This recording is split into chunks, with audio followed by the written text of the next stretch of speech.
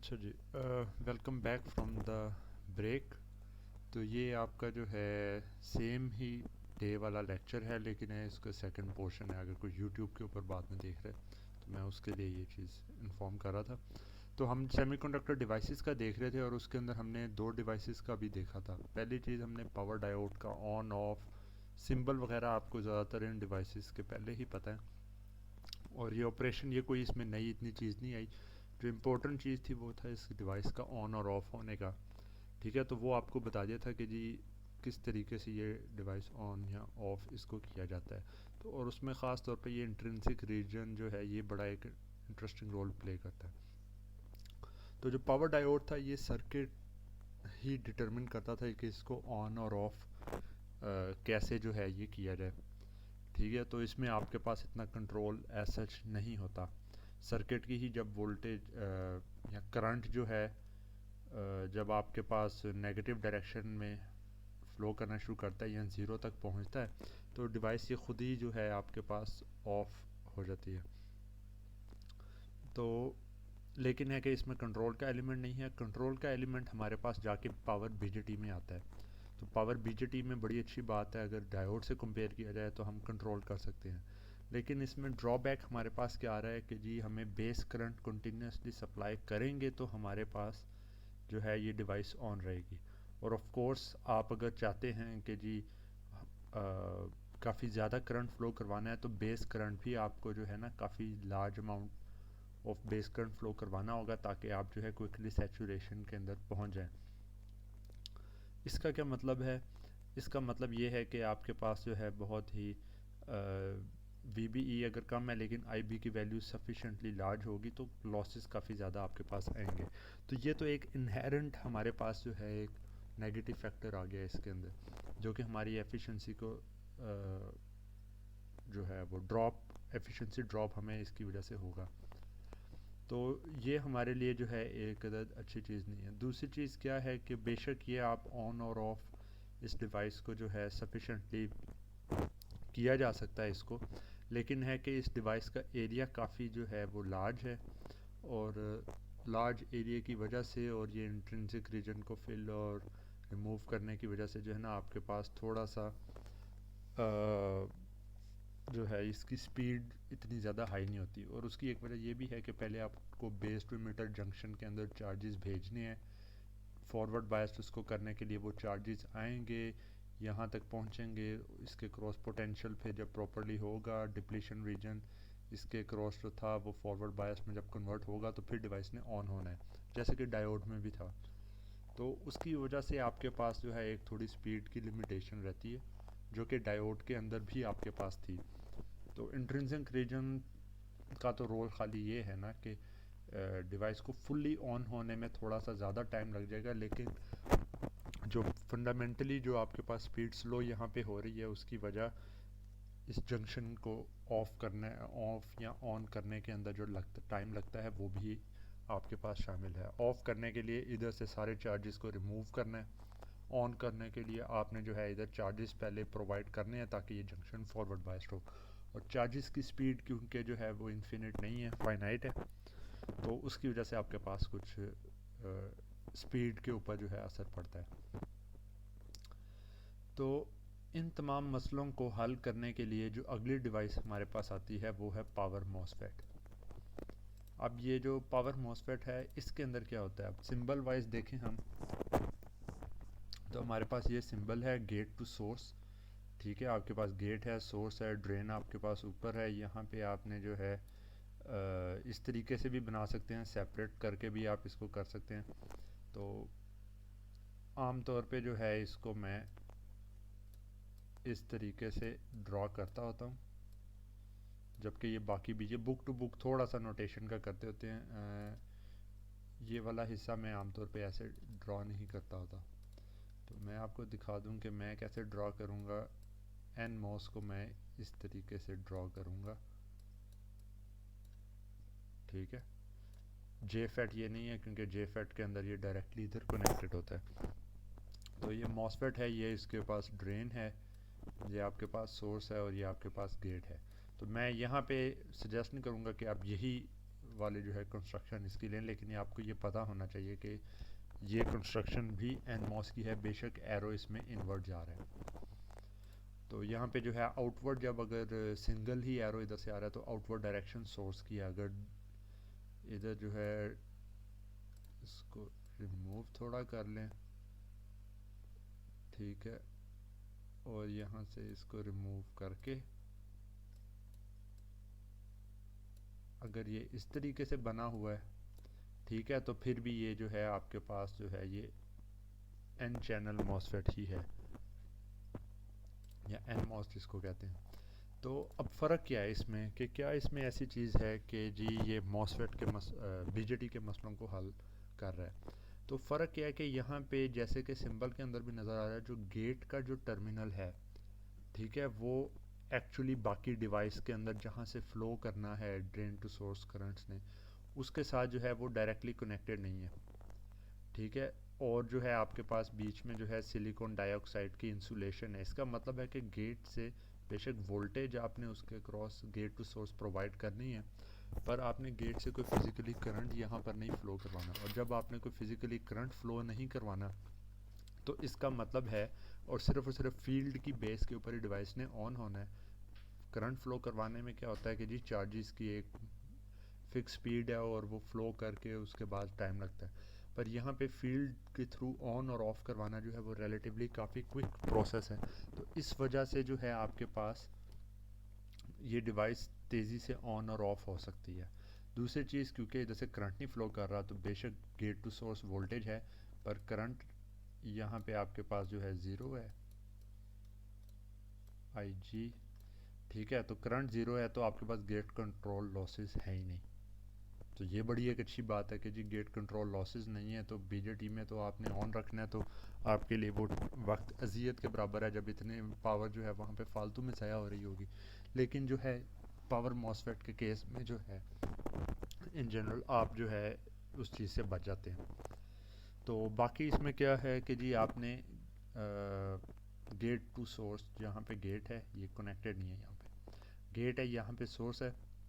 Gate to source आप voltage apply करेंगे, तो इधर आपको नज़र आ रहा है कि जी ये N टाइप है, सेंटर में भी N टाइप है, और बीच में ये थोड़ा सा हिस्सा इधर सॉरी, थोड़ा सा हिस्सा ये ना P टाइप का है। तो उसमें क्या होता है कि ये गेट N टाइप के थोड़ा सा ऊपर है, और ज़्यादातर जो है ये सेंट्रल एरिया के ऊपर है, और बीच में P टाइप आ रहा है। तो जब आप गेट के ऊपर एक voltage greater then source apply करते हैं, तो उससे क्या होता है कि जी ये जो इलेक्ट्रॉन्स, जो चार्ज कैरियर्स हैं, ये यहाँ पर से पहले ही अवेलेबल होते हैं, लेकिन वो थोड़ा और ज़्यादा जो है ना इसके नीचे बिल्कुल फील्ड की तरफ से अट्रैक्ट होकर यहाँ पे इकट्ठे हो जाते हैं।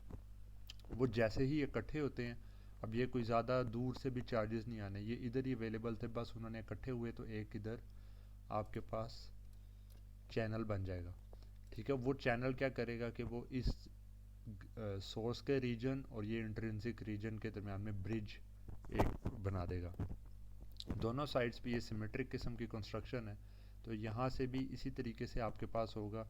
तो और गेट के ऊपर पॉजिटिव था, इधर सोर्स के ऊपर नेगेटिव था, तो ये जो चार्ज कैरियर्स हैं ये थोड़े इस साइड के ऊपर आते जाएंगे।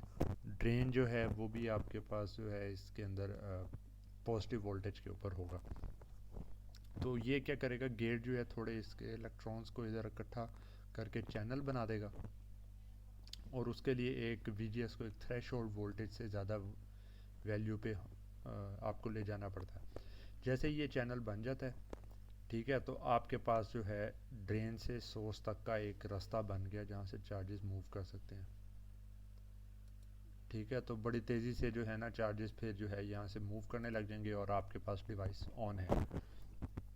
जितने ज़्यादा गेट टू सोर्स वोल्टेज आप प्रोवाइड करेंगे, उतनी ही ज़्यादा यहाँ पर से जो है फील्ड स्ट्रेंथ ज़्यादा होगी, और ये ज़्यादा चार्जेस को इधर इकट्ठा करेगा, चैनल की थिकनेस ज़्यादा होगी, ठीक है, और उतना ही ज़्यादा करंट आपके पास जो है यहाँ से फ़्लो कर सकता है।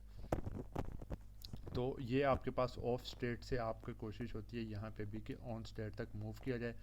ऑफ कोर्स बीच में आपको जो है ये बाकी रीजन में से मूव करना होगा। तो अब यहाँ पे ये डिवाइस बेसिकली जब एक दफ़ा फुल्ली ऑन हो जाती है तो ऐसे ही एक्ट करती है जैसे कि कोई एक आध रजिस्टर आपके पास लगा है ड्रेन टू सोर्स। ठीक है, ड्रेन टू सोर्स रजिस्टर की बेस के ऊपर जो है ना ये करंट फ्लो कर रहा होता है, क्योंकि इस फील्ड ने तो बस एक रास्ता बनाया था और करंट तो नहीं फ्लो करा रहा था। तो रास्ता जितनी ज़्यादा गेट टू सोर्स वोल्टेज होगी उतना अच्छा रास्ता बना होगा। इसको मैं ब्लू कलर से इधर कर देता हूँ। उतना ही ज़्यादा अच्छा रास्ता बना होगा तो फिर करंट अपने तौर पे जिस तरह फ्लो करना चाह रहा है वो करता रहेगा, रेजिस्टिव एलिमेंट की तरह। तो हमारी ये कोशिश होती है कि गेट टू सोर्स वोल्टेज भी हम थोड़ी ज़्यादा जो है अप्लाई करें।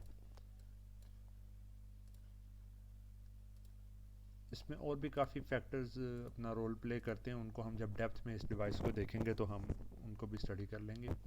तो आइडियली इसको कहा जा सकता है कि जी गेट टू सोर्स वोल्टेज आपने नहीं सप्लाई की, थ्रेशोल्ड से कम है तो डिवाइस ऑफ होगी, बेशक आपने वोल्टेज जो है वो बहुत ज़्यादा ड्रेन टू सोर्स रखी हुई है।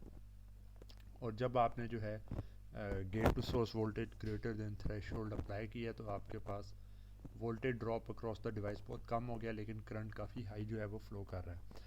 तो इस डिवाइस को इजीली कंट्रोल किया जा सकता है गेट से। ऑप्टिमल जो है इसका बिहेवियर लो वोल्टेज ऑपरेशन के लिए है, और क्योंकि इसमें कोई फिज़िकली इसको ऑन करने के लिए कोई चार्जेस को इतना ज़्यादा आपने मूव नहीं करवाना, ठीक है, तो इसका ऑन और हाई फ्रीक्वेंसी के ऊपर इसको ऑपरेट किया जा सकता है। जैसे ही ऑफ करना है आप वोल्टेज को तेज़ी से चेंज कर दें, लेस देन थ्रेशोल्ड लें, चैनल ख़त्म हो जाएगा, वहीं पे करंट रुक गया। लेकिन इसमें जो एक ड्रॉबैक है वो है ऑन स्टेट रेजिस्टेंस। कंपेयर करें इसको बीजेटी से, ये बीजेटी के अंदर आपके पास करंट फ्लो कर रहा है। अब देखें कि जी जो करंट फ्लो कर रहा है कितने एरिया में से कर रहा है, ये कोई इतने ज़्यादा एरिया में से सिलिकॉन के फ्लो कर रहा है। ठीक है, अब इसी को कंपेयर करें इधर मॉसफेट के केस में, तो क्या ये उसी तरीके से है? नहीं, हमारे पास इधर जो है ना बेशक इतना बड़ा एरिया पड़ा है, बहुत अच्छी बात है कि जी हमने सिलिकॉन का एरिया यूज़ किया, vertical D MOS type vertical structure हमने भी बना दिया कि जी हम यूज़ करें, लेकिन जितना मर्ज़ी आप इसको जो है ऑप्टिमाइज़ करते जाएं, करंट ने फ्लो तो इसी चैनल के थ्रू करना है। तो अगर चैनल की थिकनेस जितनी होगी, अब चैनल की अगर थिकनेस है, किस कलर को यूज़ कर रहे हैं इसको, चैनल की इतनी थिकनेस है, तो इतनी थिकनेस का बेशक आपने यहाँ पे एरिया रख दिया, वो तो यूज़लेस है। एंड पे तो मिनिमम करंट ने इधर से ही फ्लो करना है। तो ये वही बात होगी कि जी एक चेन जो होती है आपके पास वो उतनी ही स्ट्रॉन्ग है जितना कि उसका वीकेस्ट लिंक है। ठीक है, तो आपने बेशक बहुत अच्छी मजबूत चेन बनाई हो, यहाँ पे वीकेस्ट लिंक है, वो वहीं से उसने टूटना है और आपके पास जो है चेन के दो हिस्से हो जाएंगे। तो इसी तरह जो वीकेस्ट लिंक है वो है ऑन स्टेट रेजिस्टेंस का। तो यहाँ पे इसलिए बहुत हाई करंट्स आप जो है इसमें से नहीं फ्लो करवा सकते, क्योंकि ये रेजिस्टिव एलिमेंट है, इसमें से फ्लो ही नहीं करेगा रेजिस्टेंस के थ्रू। वोल्टेज और करंट का एक रिलेशन इसके अक्रॉस रहेगा ऑन स्टेट में।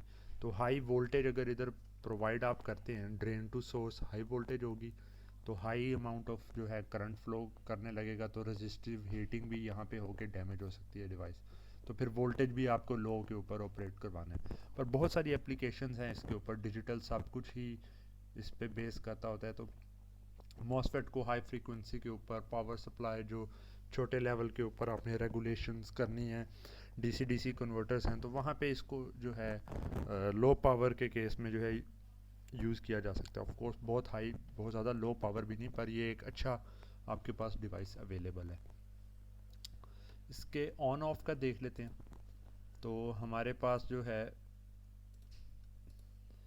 Once VGS is greater than the threshold, threshold से जब ज़्यादा होता है, and N channel is quickly established, तो आपने जो है VGS को थ्रेशोल्ड से ज़्यादा आपने प्रोवाइड किया, ठीक है, वोल्टेज अप्लाई की, ड्रेन ऑफ कोर्स पॉजिटिव है, तो आपके पास क्या हुआ, यहाँ से इसने क्या किया कि जी इसने यहाँ से इलेक्ट्रॉन्स जो है ना चार्जेस को अट्रैक्ट करके एक चैनल बना दिया, और इधर से भी थोड़े बहुत आए और आके वो यहाँ पे इस्टेब्लिश हो गए, तो आपके पास एक ना चैनल बन गया। जब ये आपके पास चैनल बन जाता है इसको आगे ले जाते हैं। ठीक है, तो कुछ देर के बाद क्या होता है, the intrinsic region is filled up and the current can flow. तो ये जो है फिर चार्जेस जब आपके पास आ जाता है यहाँ पर से, तो होल्स का तो बस थोड़ा सा इधर काम है, सारे के सारे इलेक्ट्रॉन्स मेजॉरिटी चार्ज कैरियर ही यहाँ पे अवेलेबल है। तो ये वाला एरिया सारा इंट्रिंसिक चार्ज कैरियर से थोड़ी देर तक फिल जब कर जाएगा, तो उसके बाद डिवाइस जो है वो अपनी ऑन रेजिस्टेंस के साथ करंट फ्लो करने लग जाएगा। The current is limited by the channel with which is the weakest link. ये जो चैनल की थिकनेस है, चौड़ाई, ठीक है, जैसे पहले मैंने कहा था R is equal to rho L over A। तो यहाँ पे लेंथ भी थोड़ी रिलेटिवली, लेंथ तो चलें कम कर देते हैं आप कंस्ट्रक्शन के हिसाब से, लेकिन जो एरिया है क्रॉस सेक्शनल उसको आप नहीं कर पाते, तो इसलिए इसकी रेजिस्टेंस थोड़ी लिमिटेड रहती है। ऑफ करना है डिवाइस को, क्या करेंगे? ऑफ करने के लिए आप क्या करेंगे, द इंट्रिंसिक रीजन, चैनल को रिमूव करने के लिए gate to source voltage threshold से कम की, the intrinsic region continues to expel charge carriers. तो यहाँ से ख़त्म हो गया, तो जितने इधर थे ये सारे के सारे चार्जेस ड्रेन की तरफ मूव कर जाएंगे, और कुछ देर के बाद जो है यहाँ पे the power MOSFET begins to once again block the voltage. ठीक है, तो ये फिर यहाँ पे आपके पास डिप्लीशन रीजन आ जाएगा और आप वोल्टेज को ब्लॉक करने लग जाएंगे। तो ये जितनी ये डिवाइसेस है, ये टेक्स्ट बुक की बजाय नेट मोहन पावर इलेक्ट्रॉनिक्स वाला जो एक बुक है, ये वहाँ पर से इन डिवाइसेस की एक्सप्लेनेशन और ये सारा कुछ लिखा हुआ है। टेक्स्ट बुक में इतना ज़रा डिटेल में या अच्छे तरीके से नहीं लिखा हुआ। अच्छा जी, तो मॉसफेट के अंदर हमने देखा कि जी हमारे पास काफ़ी फ़ायदा हो गया कि डिवाइस को एक तो ऑन और ऑफ़ आप तेज़ी से कर सकते हैं। एक हमने टारगेट अपना अचीव कर लिया, लेकिन हाई करंट्स और हाई वोल्टेज के ऊपर ये डिवाइस नहीं कर सकती, तो ये हमारे पास एक ड्रॉबैक आ गया। और हमारे पास गेट कंट्रोल लॉसेस नहीं है, तो ये हमारे पास एक जो है एडवांटेज आ गया। तो आप जैसे देख सकते हैं कि किसी भी डिवाइस में सारे के सारे हमारे टारगेट जो है ना वो पूरे नहीं हो रहे। तो इसके बाद हम क्या करते हैं, फिर किसी के जहन में एक आइडिया आया कि जी मॉसफेट के अंदर कंट्रोल के लॉस नहीं है, और बीजेटी के अंदर जो है करंट जब फ्लो करता है तो बहुत लो रेजिस्टेंस के साथ फ्लो करता है, कम लॉसेस आते हैं। तो क्यों ना इन दोनों डिवाइसेस को मर्ज किया जाए, और इनको मर्ज करके जो डिवाइस बनती है उसको कहते हैं इंसुलेटेड गेट। मतलब गेट की साइड के ऊपर आपके पास जो है, अब बाईपोलर में तो डायरेक्ट कनेक्शन होता था, तो यहाँ पे नहीं है आपके पास। अच्छा जी, तो इसमें ठीक है, हमारे पास गेट वाली जो साइड है वो इंसुलेटेड है, वहाँ पे ऐसे होगा कि जैसे एक मॉसफेट लगा हुआ है, और वो मॉसफेट ऑन होके क्या करेगा, वो आपके पास जो बीजेटी है बीजेटी को ऑन करेगा, और जब वो बीजेटी को ऑन करता है तो मेन जो करंट है वो बीजेटी के थ्रू फ्लो करेगा, जहाँ पे हमारे पास चैनल की जो थिकनेस है उसकी लिमिटेशन नहीं होती, और गेट के ऊपर से जो है वहाँ पे हमारे पास कोई करंट नहीं फ्लो करेगा, तो हमारे पास वो भी एडवांटेज आ गया। तो ये मतलब कि दोनों डिवाइसेस का ऑप्टिमल जो पैरामीटर्स हैं उनको इकट्ठा करके आपके पास ये इस तरीके से आता है। अब एग्जांपल के तौर पे फिर जो है हम ये आगे देखते हैं कि इसी के ऊपर देखेंगे कि कैसे ये ऑन ऑफ का प्रोसेस जो है एग्जिस्ट करता है। अच्छा, यहाँ पे जो है आपके पास ये वाला हिस्सा एक IGBT का है, तो जहाँ पे बहुत सारे ये पोर्शंस आपको नज़र आ रहे हैं, तो उसको ज़रा ना ब्रेक डाउन करके हम पार्ट बाय पार्ट देखते हैं। जो गेट का एलिमेंट है वो आपके पास जो है यहाँ पे जो शो किया गया है वो टॉप मेटल और बाकी सारी जगहों से इंसुलेटेड है। ये जो येलो पोर्शन है ये सिलिकॉन डाइऑक्साइड, मतलब गेट एम्बेडेड है इस टॉप मेटल की लेयर के नीचे, लेकिन है कि वो उसको टच नहीं कर रहा, उससे इंसुलेटेड है और नीचे वाली लेयर्स से भी इंसुलेटेड है। दोनों साइड पे ये सिमेट्रिक है, इसमें हम इस पोर्शन का देख लें वो भी काफ़ी है, ये ज़्यादा ही कॉम्प्लेक्सिटी इस तरह देखने में अपेरेंटली नज़र आती है। तो ये हमारे पास गेट है, तो यहाँ पे जो है ये N चैनल है, ठीक है, तो इसका जो हमारे पास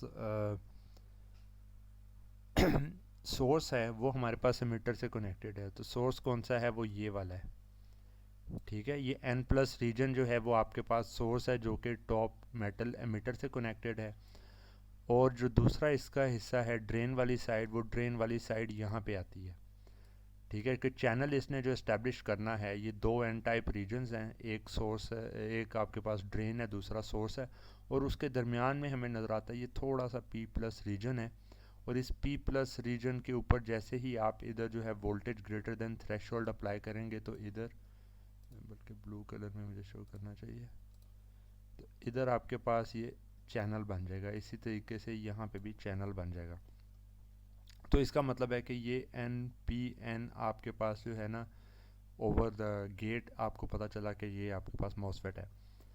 और उसके बाद क्या होता है कि जी यहाँ पे हमारे पास जो एमिटर है वो कनेक्टेड है पी प्लस रीजन से, और कलेक्टर भी आपके पास पी प्लस रीजन से कनेक्टेड है। और इन दोनों के बीच में जो सैंडविच्ड एरिया जो बेस है, ठीक है, वो आपके पास है ये एन प्लस, और ये एन माइनस उसी का जो है इंट्रिंसिक रीजन एक आपके पास है। तो इधर ये भी एक इंटरेस्टिंग चीज़ नज़र आती है कि आमतौर पे जो है आपके पास पी माइनस होना चाहिए था ट्रेडिशनल बीजेटी के हिसाब से, कि जो आपके पास मीटर के पास एरिया लगा होता है या कलेक्टर के साथ लगा होता है, वहाँ पे इंट्रिंसिक रीजन आता है। लेकिन यहाँ पे क्या किया गया, इंट्रिंसिक रीजन को जो है एन माइनस रखा गया। वो इसलिए कि जो आपके पास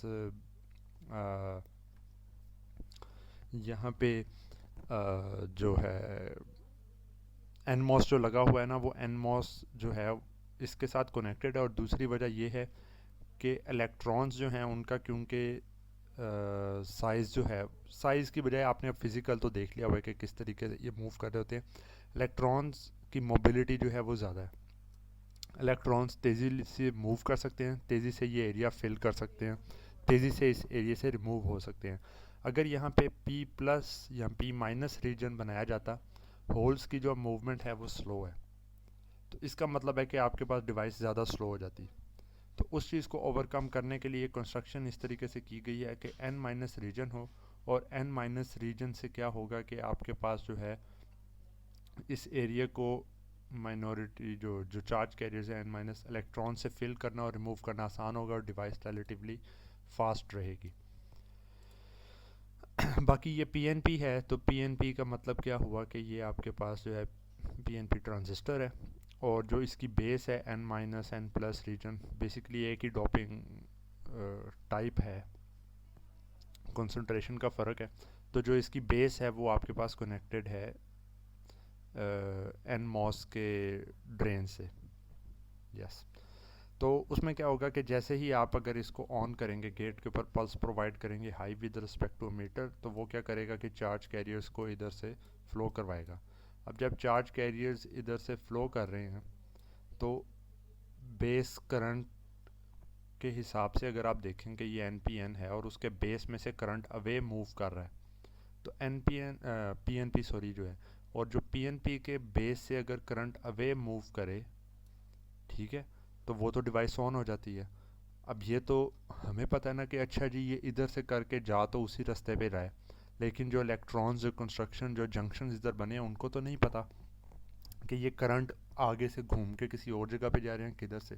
ओवरऑल यहाँ से जब चार्जेस को रिमूव करना शुरू करेंगे, तो उसकी वजह से क्या होगा कि आपके पास जो है ये डिवाइस ऑन होना शुरू हो जाएगी। तो ये पीएनपी उसी तरीके से ऑपरेट करेगा। जब ये एक दफ़ा ऑन हो जाता है, तो उसके बाद जो है ये करंट डायरेक्टली इधर से फ्लो करता रहेगा। सिंबल इसका जो है वो ये वाला है। सिंबल में क्या होता है, गेट टू एमिटर जो है ना, आप क्या करते हैं, जी वाला जो टर्मिनल है वो आप गेट का शो करते हैं, और जो आपके पास कलेक्टर टू एमिटर है उसको कलेक्टर टू एमिटर ही, मतलब पीएनपी इन दो आउटपुट टर्मिनल्स जो हैं वो पीएनपी के रहेंगे, जबकि इनपुट टर्मिनल क्योंकि गेट्स की वजह से इंसुलेटेड है उसको गेट से करते हैं। और इसी इंसुलेशन को शो करने के लिए आप यहाँ पे एक गैप डाल देते हैं। तो अब ये सिंबल वाइज तो बाय मिस्टेक पॉसिबल है कि थोड़ा सा लाइनें आपने इधर को की तो ये सिंपल एनमॉस लगने लग गया। तो इसलिए जो इम्पोर्टेंट इसमें फ़र्क है सिंबल का, जहाँ पूछा जाएगा तो वो ये लेबलिंग से पता चलेगा। जब आप कलेक्टर एमीटर, ठीक है, इसका भी ख्याल रखें, कलेक्टर एमीटर लिखेंगे और गेट लिखेंगे तो समझ आ जाएगा कि जी ये आईजीबीटी की बात हो रही है और किसी और डिवाइस की नहीं। तो इसको अगर हम देखते हैं तो ये हमें पता चलता है कि जी फॉरवर्ड वोल्टेज में अब करंट कितना ज़्यादा फ़्लो करेगा वो गेट टू सोर्स वोल्टेज पे डिपेंड करता है। गेट टू सोर्स वोल्टेज इसके ड्रेन करंट को कंट्रोल करती है और इसका ड्रेन करंट आईजीबीटी का जो पीएनपी है उसका बेस करंट है। तो जितना वीजीएस ज़्यादा होगी उतना ही आपके पास करंट ज़्यादा फ्लो करेगा।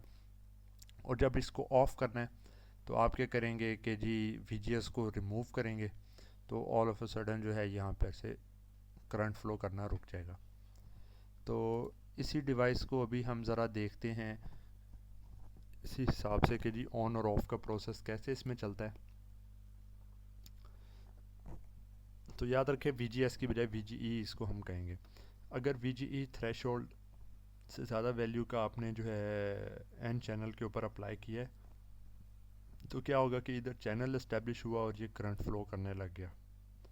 अब जब ये करंट फ्लो करने लग गया, ठीक है, पॉजिटिव पोटेंशियल इधर था, नेगेटिव इधर है, तो ये इसने इलेक्ट्रॉन्स को इर्द गिर्द से इकट्ठा किया, चैनल बना और फ्लो करने लग गए ऑन रेजिस्टेंस के थ्रू, क्योंकि चैनल की थिकनेस और वो लिमिटेशन उस तरह के मसले होंगे। पर वो आपके पास प्रॉब्लम नहीं है। वो प्रॉब्लम क्यों नहीं है? क्योंकि ये बेस करंट है और जो बेस करंट है वो रिलेटिवली काफ़ी कम होता है as compared to the main current. जब यहाँ पे बेस करंट आ गया, इंट्रिंसिक रीजन की जो है हाई रेजिस्टेंस थी, लेकिन उसको ये सफिशेंटली फिल करके ये जंक्शन को ऑन कर देगा, पी एन जंक्शन को। जब ये पी एन जंक्शन को ऑन कर देता है, ठीक है, once the N channel is fully developed and intrinsic region continues to fill with charge and PNP transistor is turned on. Holes are majority charge carriers in PNP and they flow with large concentration. ठीक है, तो इन जगहों के ऊपर ये flow कर रहे हैं होल्स। ऑफ कोर्स होल्स जहाँ पे ज़्यादा क्वांटिटी में फ़्लो कर रहे हो तो वहाँ पे आपके पास एक ड्रॉबैक आ जाता है, वो यही कि इनकी मोबिलिटी कम है, तो डिवाइस के ऑन ऑफ होना जो है सिंपल मॉसफेट के मुकाबले में थोड़ा स्लो हो जाएगा इधर। ये आया, इसने यहाँ पे ऑन किया, जंक्शंस ऑन कर दिया, उसकी वजह से जो है चार्जेस हर तरफ आपके पास मूव करने लग गए। अच्छा जी, अब क्या होगा आगे, लेट्स सी। डिवाइस पूरी तरह से आपने ऑन कर दी। अच्छा, इधर अब ये एक ख्याल रखें कि जो करंट आपके पास फ़्लो कर रहा है ये, तो ये करंट किस पाथ में फ़्लो कर रहा है? ये करंट आपके पास जो है एमिटर टू कलेक्टर ही फ़्लो कर रहा है, मतलब गेट से कोई भी करंट ऐसा नहीं आया।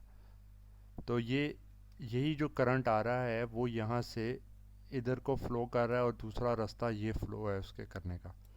तो ओवरऑल देखें तो गेट से तो कोई करंट ना आपने दिया, तो ये आपके पास बेशक करंट आ रहा है ये, लेकिन मेन ज़्यादा हो या कम हो ये उसी पाथ में आ रहा है, तो आपको कोई इसमें प्रॉब्लम नहीं है। अच्छा जी, ऑफ़ करने के लिए क्या करेंगे, गेट से एमिटर वोल्टेज आपने रिमूव कर दी, N channel disappears and intrinsic region begins to deplete of charge, the PNP begins to turn off quickly, तेज़ी से पीएनपी भी ऑफ होने लग जाता है।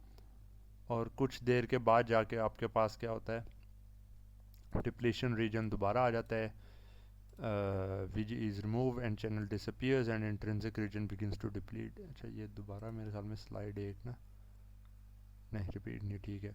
The P plus N minus region become fully depleted and does not flow.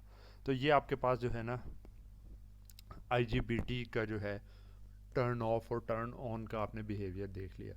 तो इसके अंदर क्या है कि ये ऑन ऑफ का जहाँ तक पोर्शन है, आप मॉसफेट के ऑन ऑफ का जो प्रोसेस देख लेंगे वही यहाँ पे अप्लाई होता है, और जो करंट के हिसाब से जो आपके पास है वो जिस तरह से बीजेटी ने ऑपरेट करना होता है उसी तरीके से यहाँ पे करता है।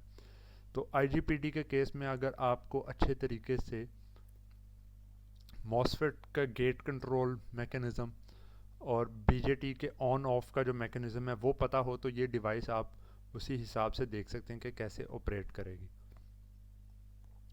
तो अब लेकिन हमने इस डिवाइस को देख लिया, हमने जो है एक ऑप्टिमम सॉल्यूशन तक आगे सिंगल क्वाड्रेंट डिवाइसेस के हिसाब से। तो लेकिन हमारे पास जो है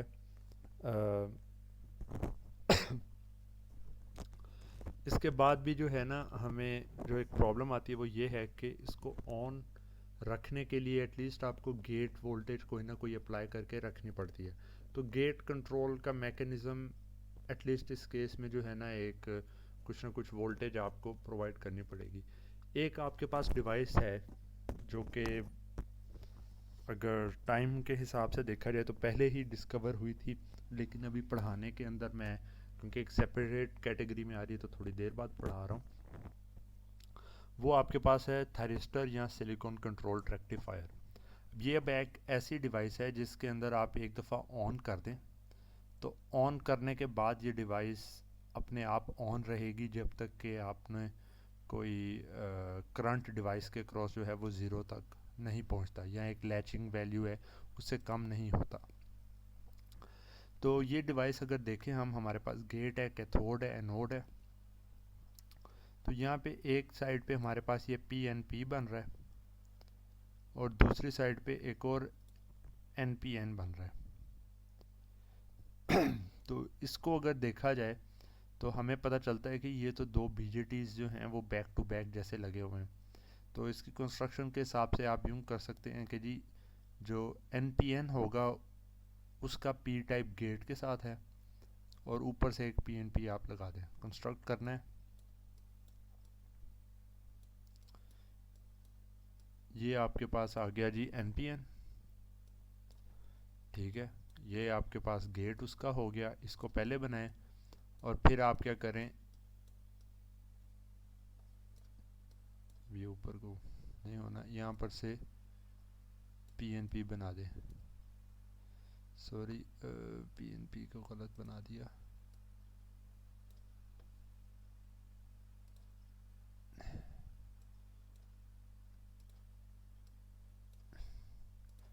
PNP को ऐसे बना के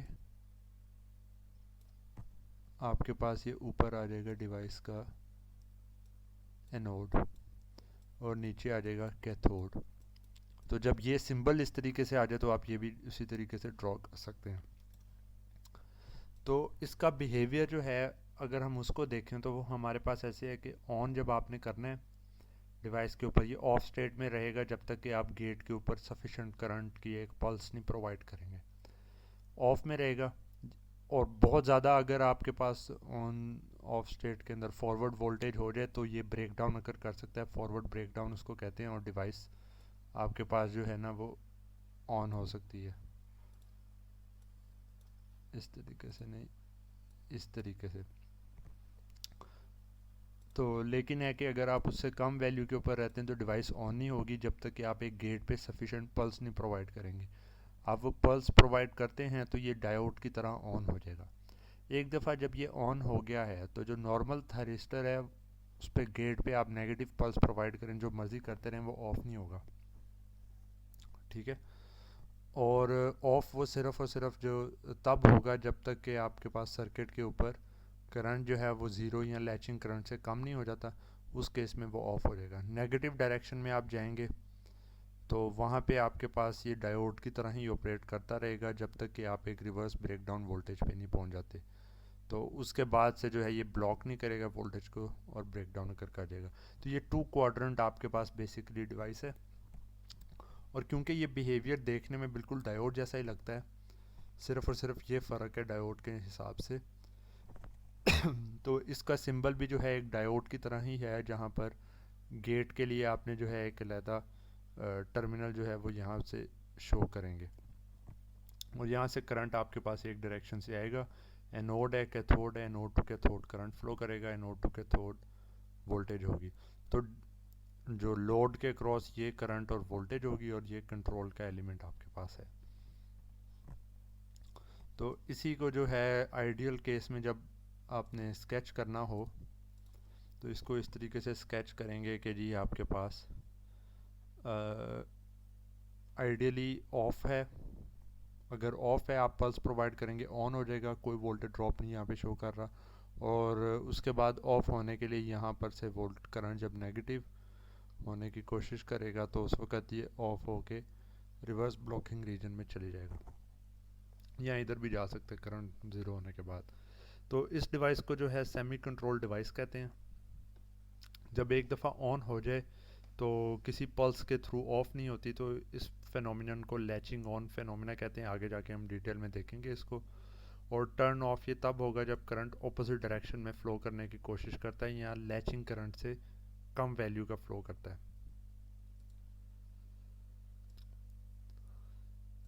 अच्छा जी, तो इसका ज़रा हम देख लेते हैं कि ये ऑन और ऑफ किस तरीके से होता है। इस डिवाइस को जब ऑन आपने करना है तो आप क्या करेंगे, गेट टू कैथोड जो है वोल्टेज को इंक्रीज़ करेंगे और the charges begin to turn on the device. अच्छा, अब इसमें क्या होता है कि ये ना काफ़ी हाई करंट डिवाइस होती है, तो ये एरिया बहुत बड़े रेंज तक जो है ना एक्सटेंड कर रहा होता है। उससे क्या होता है कि जी आप क्योंकि बहुत ज़्यादा करंट फ्लो करवाना होता है, तो आप क्या करते हैं कि जी ये पूरा एरिया आप कोशिश होती है उसमें से ना करंट फ्लो करे।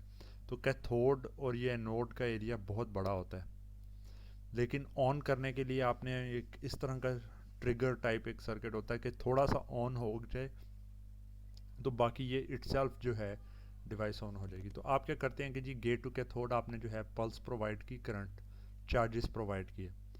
वो चार्जेस आपके पास आए, पी टाइप रीजन है, उधर होल्स हैं।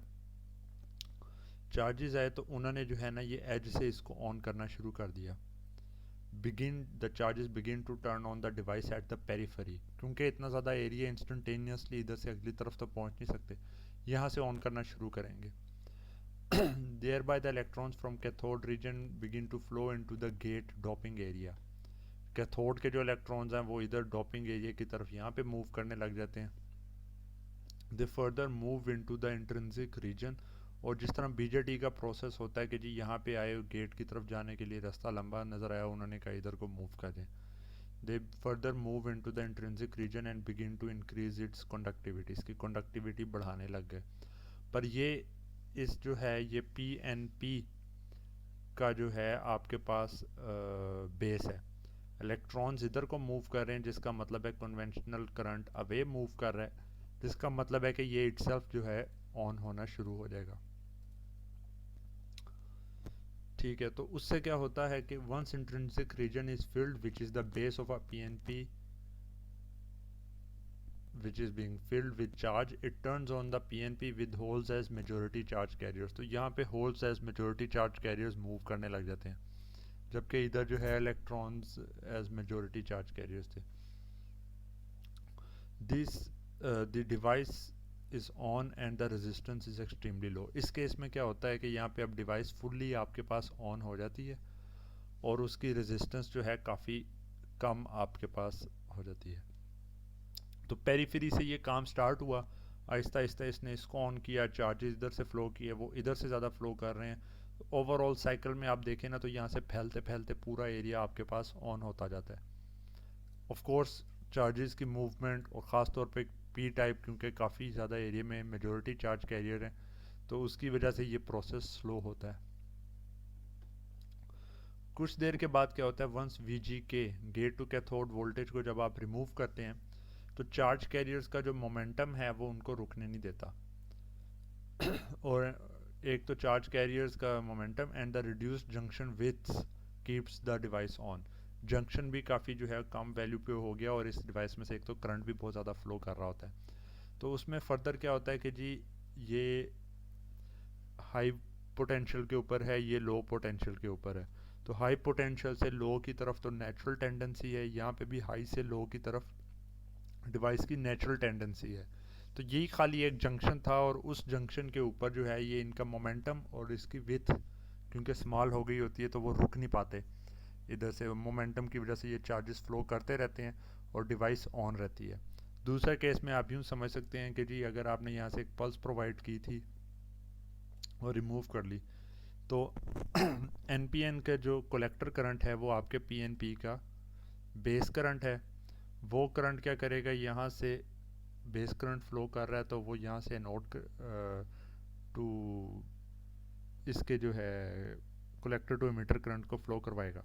अब अगर गेट के ऊपर पल्स नहीं है, वो अनकनेक्टेड है, तो ये सारा का सारा करंट आपके पास एन का बेस करंट बन जाएगा। एन का बेस करंट की वजह से जो है कलेक्टर करंट जो है एनपीएन का मूव करेगा वो इसका बेस करंट है। तो ये एक साइक्लिक लॉजिक के थ्रू जो है ये एक दूसरे को जो है ऑन रखेंगे और डिवाइस ऑन रहेगी। तो इस तरह समझ लें या उस तरह समझ लें, इस सारे प्रोसेस को जो है लैचिंग फिनोमिना कहते हैं।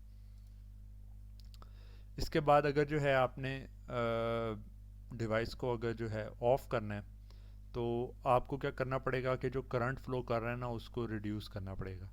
जब करंट की वैल्यू जो है वो बहुत कम हो जाती है तो इस जंक्शन की विड्थ जो है ना वो इतनी ज़्यादा रिड्यूस नहीं रहती, इसकी विड्थ जो है ना वो थोड़ी बढ़ जाती है। The junction width increases and they begin to stop charges from passing through.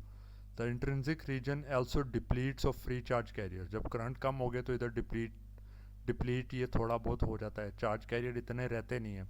तो इसकी वजह से क्या होता है कि ये आपके पास प्रोसेस जो है लैचिंग फेनोमिना वो रिड्यूस कर एलिमिनेट हो जाता है और डिवाइस फिर ऑफ हो जाती है। Once off, two reverse biased junctions stop the flow of the current. ठीक है, अब लेट से पोलैरिटी आपने ऑपोजिट की थी, यहाँ पे देखें ना कि ये पॉजिटिव था, ये नेगेटिव था और ये ऑन था। तो जब करंट काफ़ी कम करने के लिए पोलैरिटी भी आपने ऑपोजिट की, तो अब क्या हो रहा है कि जी ये जंक्शन की टेंडेंसी है ऑफ होने की। ठीक है, क्योंकि ये कैथोड जो है नेगेटिव वाला जो है एन प्लस रीजन पॉजिटिव से कनेक्टेड है और नेगेटिव टर्मिनल से कनेक्टेड है ये पी टाइप रीजन। तो ये तमाम जो है चार्ज कैरियर्स जो हैं होल्स को अपनी तरफ अट्रैक्ट कर लेता है, ये इलेक्ट्रॉन्स को अपनी तरफ अट्रैक्ट कर लेता है। तो यहाँ से डिप्लीशन रीजन एक यहाँ बन गया और एक काफ़ी बड़ी वैल्यू का डिप्लीशन रीजन इधर बन गया और ये खाली जंक्शन की टेंडेंसी है ऑन होने की। तो इस केस में जो है ये थैरिस्टर बहुत हाई डबल, मसलन आपने अगर 2 किलो वोल्ट इसके क्रॉस जो है वो करवानी है, ब्लॉक करवानी है, तो 500 वोल्ट इधर ब्लॉक हो रही होगी, बाकी की जो है वो 1.5 किलो वोल्ट इधर। तो डबल साइड से जो है ये ब्लॉकिंग कर रहा है, तो ब्लॉक भी ये काफ़ी हाई वैल्यू को कर सकता है और ऑफ कोर्स करंट फिर उस केस में ये फ्लो नहीं होने देगा। ठीक है, तो ये हमारे पास जो है SCR जो है सिलिकॉन कंट्रोल्ड रेक्टिफायर है, इसका सिंबल और बाकी सारी चीज़ें आपने देख ली हैं। तो क्विज़ में ना ये वाले सारे जो चीज़ें ये काफ़ी इंपॉर्टेंट है, क्योंकि डिवाइसेस का पता होना, एक दूसरे से डिफ्रेंशिएट किसका क्या फ़ायदा है क्या नुकसान है, किस डिवाइस पे क्या एडवांटेज है, ये चीज़ें काफ़ी इंपॉर्टेंट है। तो लेक्चर को जो है मैं यहीं पे फिनिश करता हूँ। जो क्वेश्चन आंसर्स आपने पूछने हैं यहाँ तक के वो आप पूछ सकते हैं। तो नेक्स्ट लेक्चर में हम इसके बाद आगे गेट टर्न ऑफ थैरिस्टर और कुछ और इस तरह की डिवाइसेस को देखेंगे और कन्वर्टर्स में देखेंगे कि कैसे हम आइडेंटिफाई कर सकते हैं सर्किट के अंदर अगर कोई डिवाइस लगी हुई है तो उस डिवाइस के सर्किट के अंदर बिहेवियर से हम कैसे आइडेंटिफाई कर सकते हैं कि कौन सी डिवाइस है। ठीक है, तो ये भी एक क्विज़ के लिए बड़ा अच्छा इजी टू आस्क क्वेश्चन होता है, तो उसको भी हम लोग देखेंगे। तो अभी जो आपके क्वेश्चंस हों वो आप पूछ सकते हैं।